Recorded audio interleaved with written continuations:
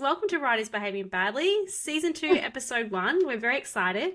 And we're going to kick off with some wins and sins. What have you guys been up to over the break? Have you been winning or sinning? Brooke, let's start with you. Oh, are you starting with me?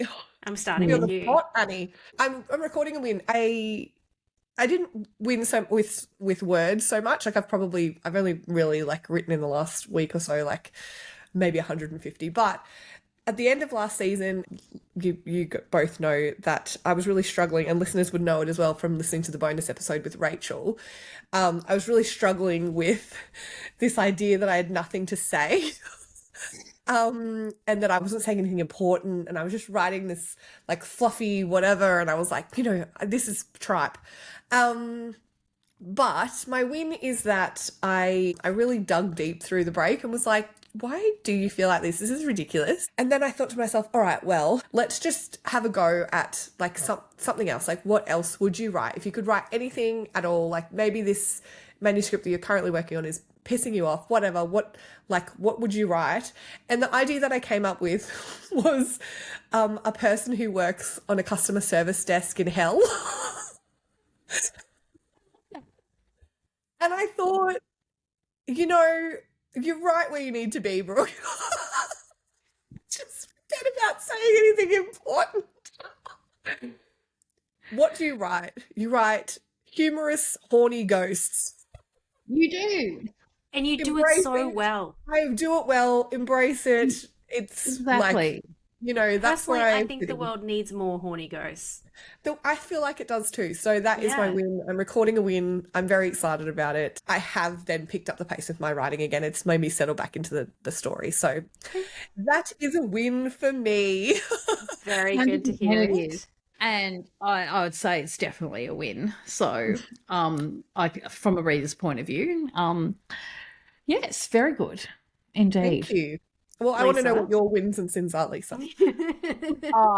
I, for once, have no sins. I have been going She's like going a to start paying stingray. penance again. This is the problem. Yeah, I have been working my butt off. I can recommend giving yourself a deadline and some accountability, like an accountability partner.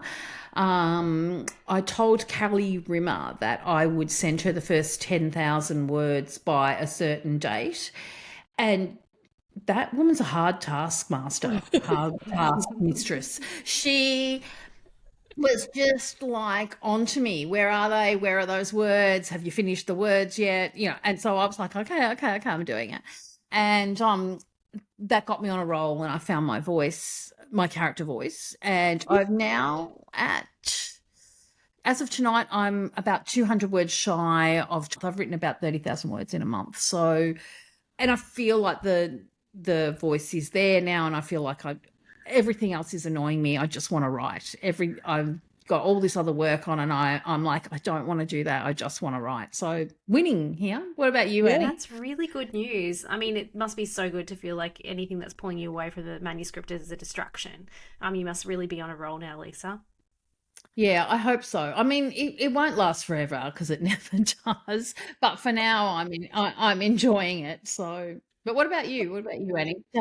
For me, I've moved on to another timeline in my novel because it was just really speaking to me, and I've started writing that just in little chunks. I've gone back to thinking about things on a scene level and scene beats. That's kind of helping me, and yeah, just I think a lot of the history of what's been written about this person, this character, has really been centered around this kind of idea that she had an illicit love affair with Robert the Bruce, and that's completely unfounded. And I feel like it just strips away a lot of her agency because we're like, she couldn't have been so courageous. The motivation must have been that she was sleeping with the hero.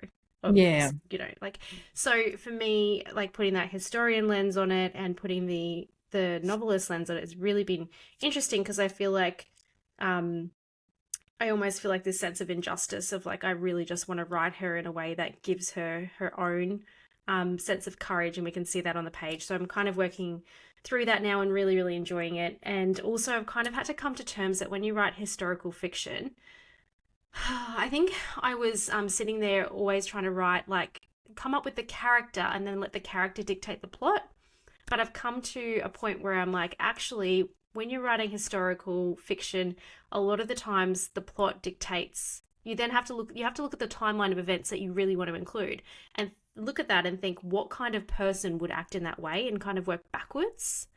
And so once I've started to do that a little bit more and be like, I don't actually have as much control over the characters as I would want. I have to be a bit more plot driven than if I'm just sitting there and writing contemporary, or if I'm just writing a short story or anything like that. That's probably where I get to play and be a bit more free. But in this case, having a bit more structure has been helping me. So I do feel like I'm winning because I'm making progress. And I'm also sort of taking the pressure off word counts and, you know, outcomes, and I'm really just more focusing on getting into the manuscript and working on it and enjoying the process and enjoying the project. Oh, Three winner, wins. winner, writers behaving badly dinner. Yeah. Have we ever had 3 wins before? We win. I don't think so. We have. I don't know if it motivated you guys, but knowing we were coming Moment. back, knowing we were coming back to season 2 and having to report in, I was like, I'm Yeah. not reporting I in was as a the same. sinner. Yeah. Yeah, I was like, I can't have my first episode no. be that I'm sinning. I'm Yeah. getting worried though. Like, are we becoming boring? Are we going to be boring winners every week, or just like I there wouldn't with count our on little, our little? I Let's just kidding me? enjoy the moment, right? Let's not get too ahead of ourselves. Yeah, that's right. Plus, we're soon going to have our ride-alongs, and our ride-along buddies will be able to report in about I'm whether or so not they were excited for winners and that. sinners too. Should we Yeah. talk about that before we go on to Let's. roast and I toast? think Do you we want to should. talk Yeah, a little bit about that? absolutely. Yeah. Talk about it. Lisa, tell us about it, because I mean, really, Brooke and I met on one of your ride-alongs, so You it's kind of did. like matchmaking We for riders. It is matchmaking for Kind of writers. like Annie and I love it Tinder. now. It's kind of like Tinder for authors. I mean, Platonic Tinder. Platonic. platonic. You know, Yeah, okay. platonic Tinder. Yeah. But we are going to invite our listeners out there to join us live. It's about once a fortnight during the season. I think it is every second once a week or fortnight. so during the season. We'll let you know the dates. And First we're one gonna is have the 12th of August at 12th of 7:30 August, p.m. okay. Australian Eastern Standard Time. An Beautiful. hour ride along where we can all log in together. Yeah, so basically what a ride along is, it's just we gather together in a virtual space which will be a Zoom room. And after Brooke and Annie and I blather at you a little bit, like not very much, just like, hello, here we all are, now let's go and write. And we have a period of writing together, and then we'll have a few minutes together at the end just to chat and say, how did you go? What did you get out of this? And I know last time you did ride-alongs, Brooke, you actually wrote your novel. I did. Like in ride-along, didn't you? So you did one with me that went over, I don't know, maybe 12 weeks. 12 weeks, was it? Yeah, 12 weeks. And in those 12 weeks, it was just 1 hour a week set aside to just write. And we keep our cameras on because it keeps us honest. I mean, Yeah. obviously, if you want to, No. you can turn it they're- off if you're really shy, but it's better. It works Yeah. better if people keep them on. There is And- nothing like watching Lisa stare at you through the camera and make you put your fingers on the keyboard. Just And look then at at the it. end, she rings this terrifying bell Yeah, she does. that scares you. And that's how you know you were in the zone, if the bell scares you. But I don't. I'm not actually staring at you. What I'm doing is I'm staring at my own screen, like reading my terrible words, going, how the fuck could anyone write something so terrible? Like, but, and still manage to be a published author. This I do not know. That's what that look is. It's a look of abject horror at my own words, but it kind of works on 2 levels, because people who are out there in the Zoom room think, oh my God, she's staring at me, not writing. I better write. So it is. She a does really that great teacher way. look, you know? Yeah. It's a great way to get words down, but it's also a really good way to network with other writers. And you two met in a write along, and then sealed your love affair at a your She's writerly saying we love affair. consummated something at her. No consummation was One had. road trip was consummated. No consummation. It's just one no, laugh but- snort and we were done. That's it. We're in. But we also then will invite at the end our listeners who are joining us on the ride along to share their own wins and sins if they would like a little shout out for the next episode, because we love our listeners. The reason that we're doing season 2 is because of you guys. So we want to be able to give something back, give you guys some shout outs, because we know that you're all toiling on your own manuscripts as well, and that's, you know, we're all in it together. So to be able to do some shout outs to our listeners every second episode will be so good. Yeah, I'm so excited. That's actually a good sort of segue before we go on to roast or toast, is to say our second episodes this season are going to be slightly different. So we're going to come to you weekly, which is, you know, you two poor things. I don't edit the podcast, people, so it's all very well for me to be excited, but our editing people here. Was I in some delirious state when I agreed to this? I just, yeah. You were under duress. Were we under the influence? We were drunk, weren't we? Yeah. These two, I remember actually it was you two that coerced me into doing this podcast. Let's not give the listeners the false idea. By that bus that I just got chucked up. Anyway, let's so this season we're going to do weekly podcasts, so it will drop every Saturday, barring disaster, and sometimes we do have disasters, but sometimes we do, yes. But most weeks it will drop on the Saturday, and the second episodes are going to be author interviews. So instead of trying to cram an author interview into a regular podcast, we're going to do a special, like that bonus that we did with Rachel. Yeah. That is going to be every second episode you'll get a long author interview, because what we were finding is that we were trying to like cram those interviews into a short space of time, and we were loving all the authors so much and wanting to hear more from them, but we weren't able to give them enough time. So so that's the jam. And we've got some really good authors coming up this season. I'm so excited to interview all of them. We need to listen to some words, and we have a delight for you today, listeners, because Brooke is debuting her. Is it her first novel she ever wrote? I don't know. It's called The Footballer's Baby. For my birthday this year, Brooke published part of her very first novel, The Footballer's Baby, and sent it to me in this lovely bound hardback book. So to listeners who do not see the visual, this is a hardback white covered book that's with the title on it that says The Footballer's Baby. It has some little pink love hearts. And then it has a jersey of some description, possibly rugby league, possibly gridiron, definitely not AFL. It has a baby's rattle and a soccer ball. So, like, the jersey and the ball do not match. This has made Lisa so mad. Yeah. And when Brooke was designing this, Lisa, just so you know, she was on the line to me, laughing hysterically about how much your eye was going to twitch about the fact that the football wouldn't match the jersey. The funniest part about it was that when I chose the jersey, I knew I didn't want the AFL jersey because otherwise that was going to be right. So I wanted to choose the NRL jersey, so that I put the NRL jersey on the cover. But then a friend of ours was like, "That's not NRL, that's gridiron." I'm talking about a footballer when I have no idea about the sport. On that note, would you like to read us your debut? I'm going to read it. And I want to preface these words by saying, so this is, I mean, it's not my very first novel that I ever wrote, but it was written just after I had discovered Lisa Ryland, just after I had read Breaking the Drought, her first rural romance. And I thought to myself, you know what, I could probably turn my hand at a rural. I've never lived rurally, listeners. I've never been, I've lived a city dweller. And I've never played football, nor have I ever been interested in football. But I thought to myself, what could be appropriate? Writing a rural romance about a footballer that, you know, that size a baby, a secret baby. So it had some Mills and Boon elements into it as well. I was Take it away, Brooke.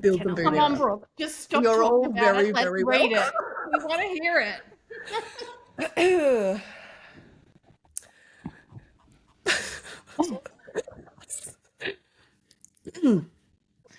Prologue.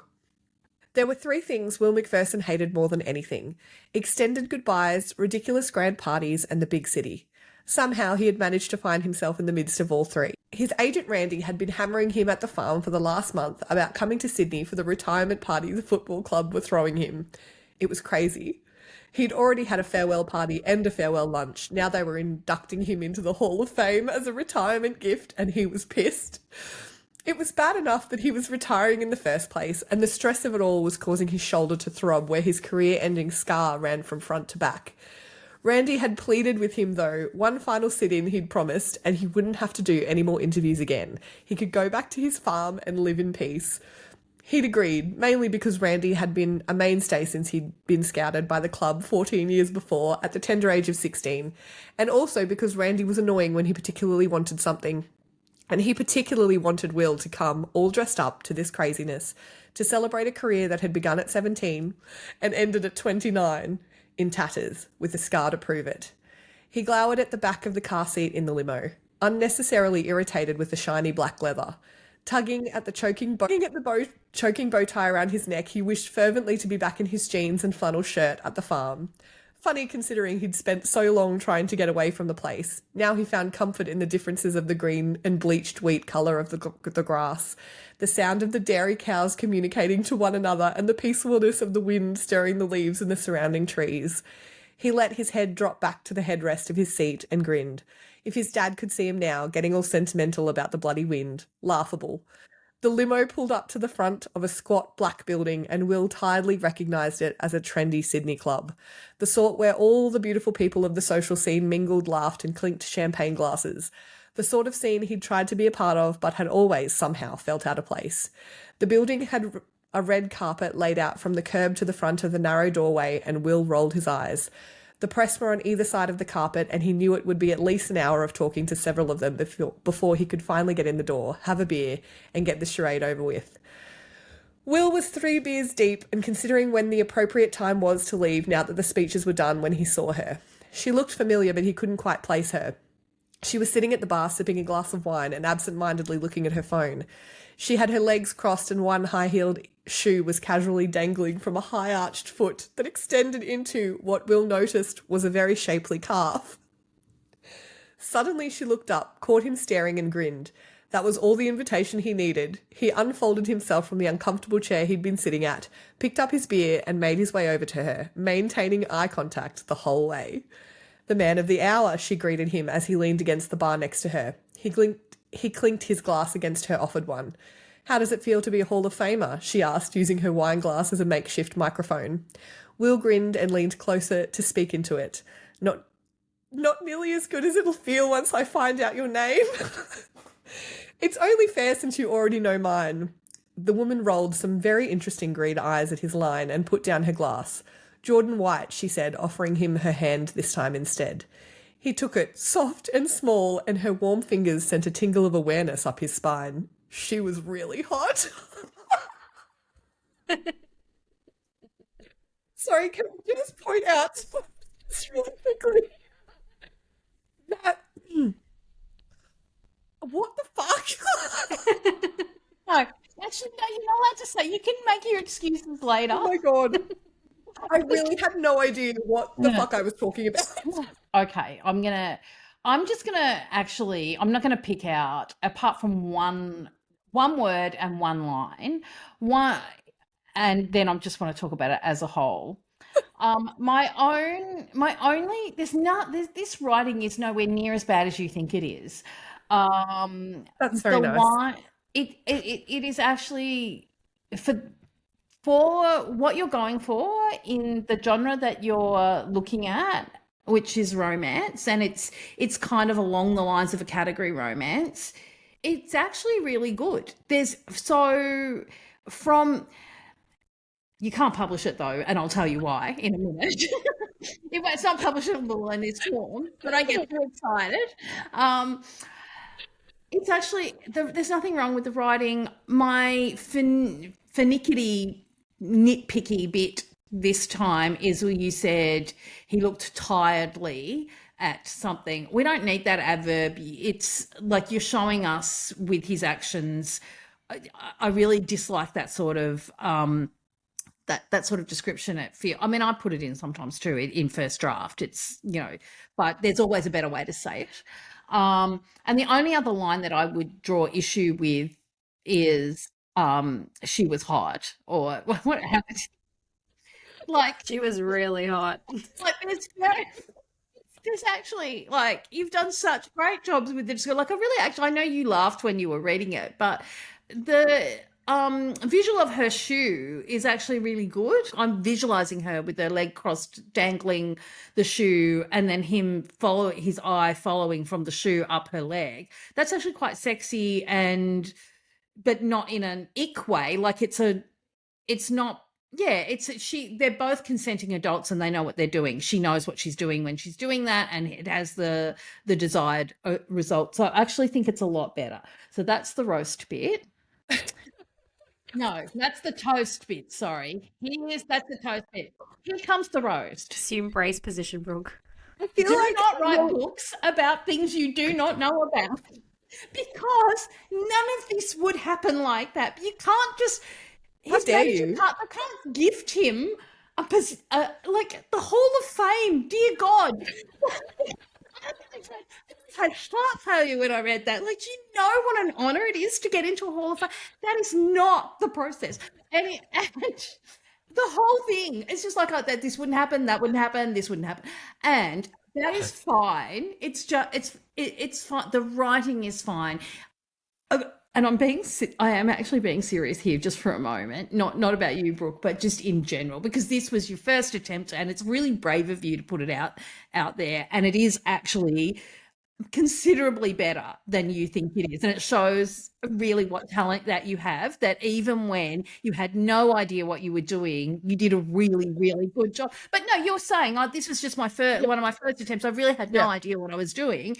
But even so, you organically did a really, really good job of it just from reading the genre and obviously loving the genre, which is the first point that people should come from, is if you are going to write in the genre, pay that genre the respect of actually reading it and knowing about it and loving it. So you've nailed that. You obviously respect the genre. You know what the feels are. You know what the tropes are.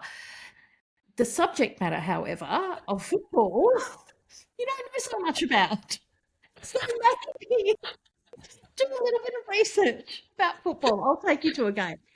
But seriously, I often think in romance we sometimes let ourselves down. And this is not shade on you, but this is just a good way to make a point. You can shade me. I've got studio lighting. You've got really good studio lighting. Is that I often hear writers say, from both sides, I often hear historical writers say, oh, I have to do so much more research than contemporary writers. And contemporary writers say, oh, I hate research, so I write contemporary. And I call bullshit on that from both sides, because if you are writing well, it doesn't matter what you're writing, you should be researching I was going to say a rude word, the heck out of why am I all of a sudden turned into a nun? Why have I suddenly censored myself? I don't know. I'm in teacher mode now. But contemporary, whether you're writing a rom-com, whether you're writing a cozy mystery, or whether you are writing a, 3-timeline complex historical, fiction, you should be doing your research. Clearly, some things are going to require a bit more research, like the aforementioned historical, fiction. That is going to require a little bit more research. But we shouldn't be letting ourselves off the hook. If you are writing spec fiction and creating your own world, that's different. But you're still going to have to research stuff. Because spec fiction often operates on an exaggeration of something in the known world, or taking something in science to another level. And for people who know about that, if you're writing something that's technical, you have to understand today's technology to take it to that next level. So I'm sorry, if you are someone that doesn't like researching, writing is not the career for you, because we should all be researching. So your penance, Brooke, even though we don't do penance in Roast or Toast. Penance. Not penance. I told you she'd get drunk on power. Yeah, you did, didn't you? You called it. Penance is to find out about football. You can't make her. I'll I- take you to a game next time you Thank come you. in here. Thank you. Yeah. And maybe, the footballer's baby will have a resurgence. But I want to know, is that how he ends up with the secret baby? And is that the woman he has the baby Don't to? go to And then spoilers. do they get back together? Like, can I read? Because I don't know anything about football, so I can just take this at face Neither do value. I. Can you send it to me? Send it to me, and I'll just be like, that was a great football story. Wow, he was so lucky to be inducted into the Hall of Fame that he didn't He care. was. What a wonderful NRL AFL soccer player he I'm was. going to hook you up with a friend of mine, Liana Shaw. She is a I know romance writer. she She knows knows. to this podcast, and I know that she's So going to be she- like, well, maybe she can. rude. Because if you won't listen to me, I'm pretty sure she grew up in a pretty famous Victorian football family, so she might be able to explain a little bit about I feel AFL. like They she's never just ever gonna speak send to us me, in public again three, after. three knife stabby emojis. Right? Yeah. But seriously, the writing is really good, Brooke. There's nothing wrong with the story. That like it's galloping along. You've opened it at a point of change. We're already in. Annie wants to know about the secret baby already. Like we're on the journey. So I want to hear Overall, them it's make the secret baby. I want to read them make Overall, the secret The baby. secret baby happens really quickly. It was almost too good. quickly. I was going to say that my 26 to 25-year-old self would be like ecstatic right now, despite the fact that she didn't know what the fuck she was talking about. I'm just like, my mid-20s self would be crying tears of joy right now to hear that Lisa Island said that this book was like on the right track. So thank you so much about for feeling football. something I you can't didn't wait. like. I can't wait. Now, having read the football scenes, I can't wait to read the farm scenes. Where the cows communicate to each other and whisper in the wind. I'm I excited feel like about I that. don't know where he was. Was he in like the dry, dusty farm of a wheat-colored grass, or was he in the green emerald fields of a dairy farm? Who knows? Nobody knows. We may It's- never I love find the out. ambiguity. Magical farm that changed is. overnight. It is. you know But what? that was He was wearing Go blue ahead. jeans and a flannel, so you know that he was from a farm. Definitely legit. all right. So that was a first chapter, and I actually have a curly question that relates to first chapters. Okay. Yeah. Because if we ran that first chapter through a checklist, Brooke, I wonder if it would tickle these boxes. I was doom scrolling the other day. I was in a deep hole and I came across writing advice on TikTok. And I know that I should never stop and watch TikTok writing advice, but I got hooked in. It was one of those ones of like, I'm a New York Times bestseller and here are all the things that you need to have in a first chapter. And it was a really, really long checklist. It was probably about 10, 15 items, I think. 15. Yeah. So it was a lot, and I literally finished that and went, "Oh my God, I can't write." And Lisa, what do you think about it? We tabled it, and I'm not going to mention the video here because that person actually is a New York Times bestseller, so obviously it works for them. But my question to you, Lisa, is there any such thing as a legitimate first chapter checklist? Should I be worried? What needs to go in a first chapter? What's your thoughts? This is going to be a really short, curly question. Here's the answer to your question. No. But I got halfway through the list and stopped watching the reel because you sent me the reel. And I got halfway because I started thinking to myself, my God, the reel is so long. How long is the chapter going to be? Like, this chapter is going to be 100 pages long, this first chapter, to get all these things in. Obviously, this person who has very helpfully put this reel together is very well published, and those things work for her. But I always get worried when I hear this sort of list given to aspiring authors as this is what you must have, because for every rule in writing, I can give you an example of that rule not being, being broken. So while you had sent me that reel, I was currently reading Elizabeth Strout's My Name is Lucy Barton. And for those of you who have not ever enjoyed an Elizabeth Strout novel, you really have to get onto her. She is like a writer's writer. She is the most amazing storyteller, and her greatest gift, I think, is interiority. She does things that I would tell clients not to do in their own writing, that I would, rail against. Like, there's a lot of narration in Elizabeth Strout books, and if you, Brooke, gave me that, or you, Annie, in a piece, I would probably instruct you that the point of view was a bit distant, and you're putting distance between the reader and the character, and maybe let's zoom in a bit closer. And I could be right, I could be wrong, but I'm probably going to be right because of the type of fiction that you're writing and because who you are as a writer. But Elizabeth Strout is Elizabeth Strout, and she doesn't write like that. She writes differently, and her writing is compelling and beautiful and honest and unputdownable. And it's just not, it wouldn't, I actually had a look at that reel and I went through and I thought there were a few things that it did tick, but there were heaps that it didn't. The main thing is you have to hook the reader in somehow. In your first chapter, it can't be a whole chapter of exposition. I know many of us learned to write, if we did writing courses, we learned about the hero's journey, and which is based on kind of this circular journey where the first part of that journey is we see the hero in the known world, in their own environment. And I think many of us still adhere quite strongly to that, at least in first draft. And which is okay in first draft because you're telling yourself the story. But in second draft, I would tell you probably to get rid of almost everything that is in that exposition in that known world, because we need to start our stories with something happening. So we need to make the reader care somehow. They have to care somehow. How you do that is up to you. That's why you're the writer. You're the talent. You bring this. You know how to do it.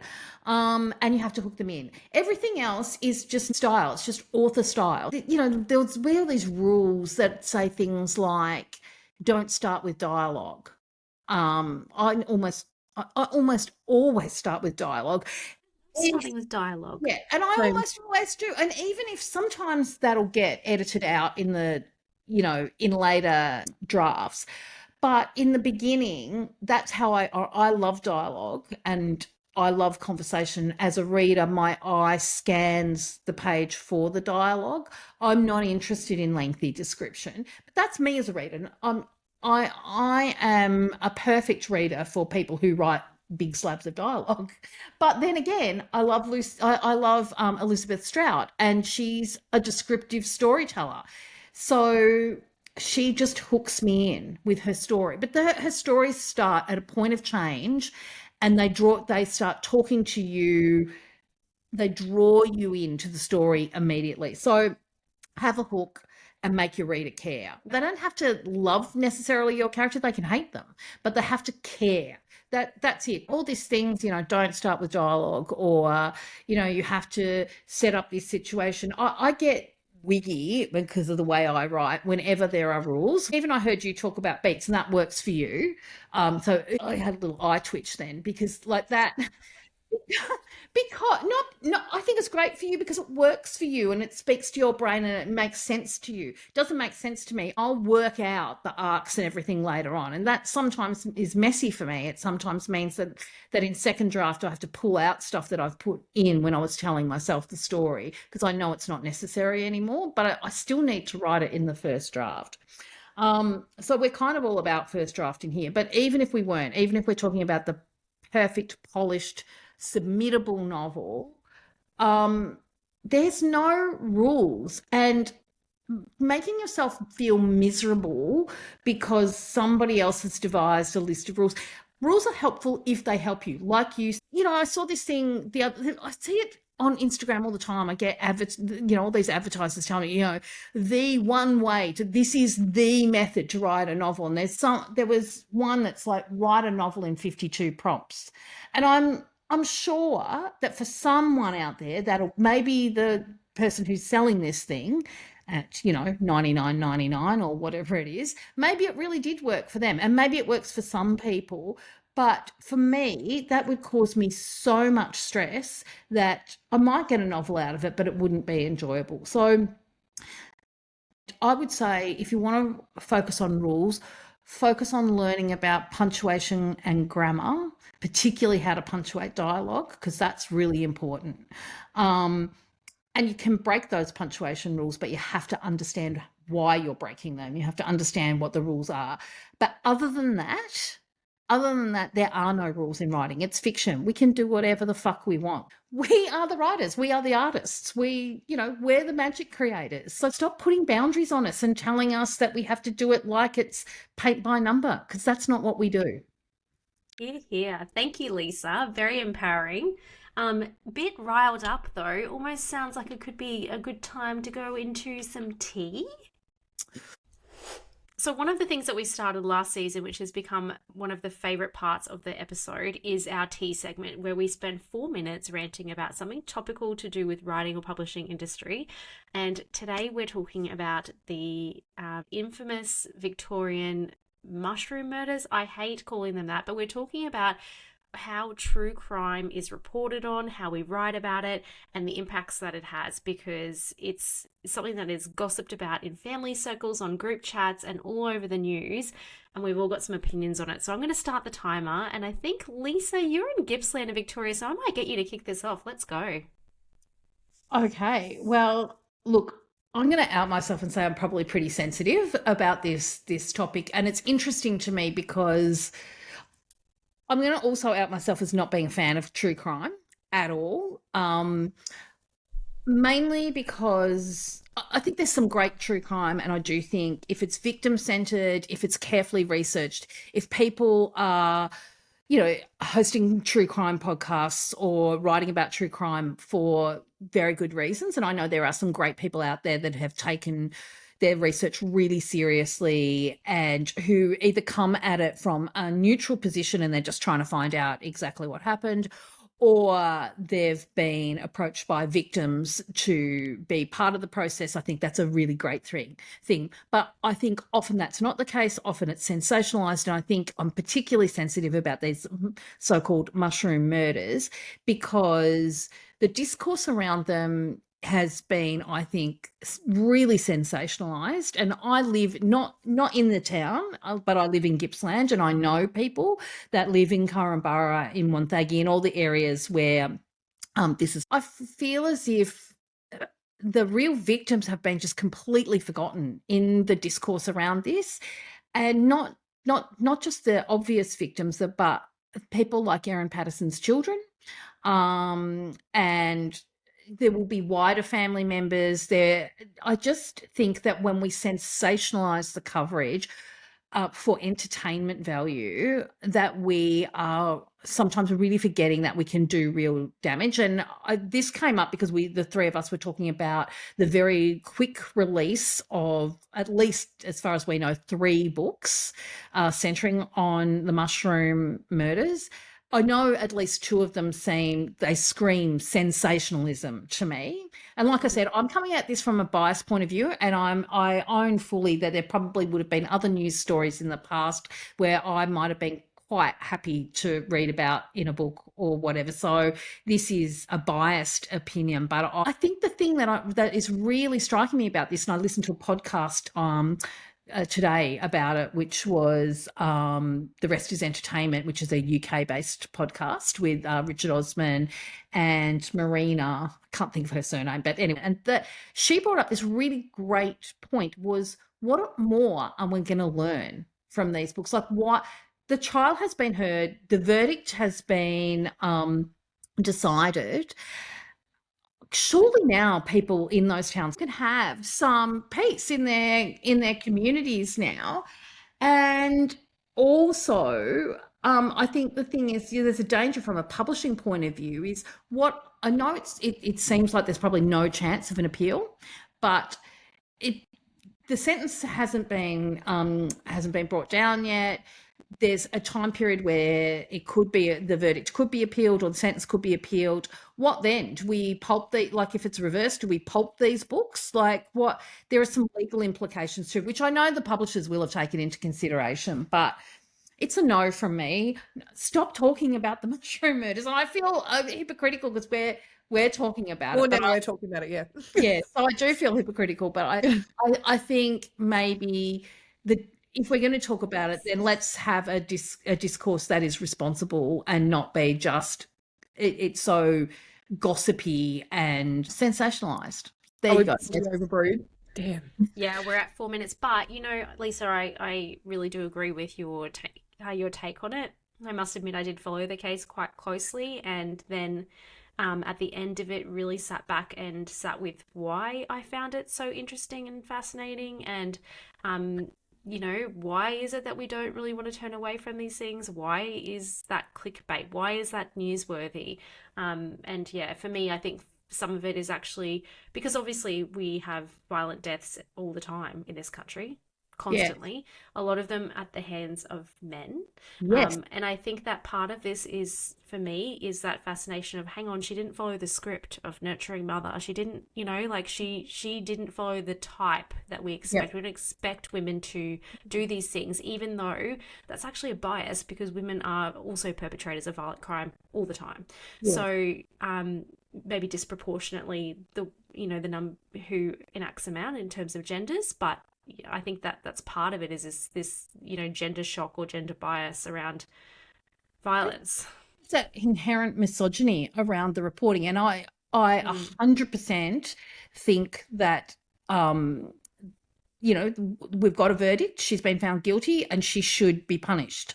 It was a terrible crime, and it seems, according to the jury who heard all the evidence in court, they have, said that she's guilty. So I believe that verdict, and I believe she should be punished to the full extent of the law. So this is not sympathy for someone who's committed a violent crime, but I do think the amount of coverage when during that same news cycle, we had many violent male-based crimes, many male perpetrators who committed hideous crimes that did not get anywhere near the coverage during that same. But sensationalized TV and books where we're going to profit off other people's suffering. I mean, I hope that the victims get some of the spoils of this. If people are going to make a lot of money out of these books, I hope that something is going to go to victims of crime or the actual victims of this terrible, act of violence, rather than just people lining their pockets. Because to me, that's abhorrent.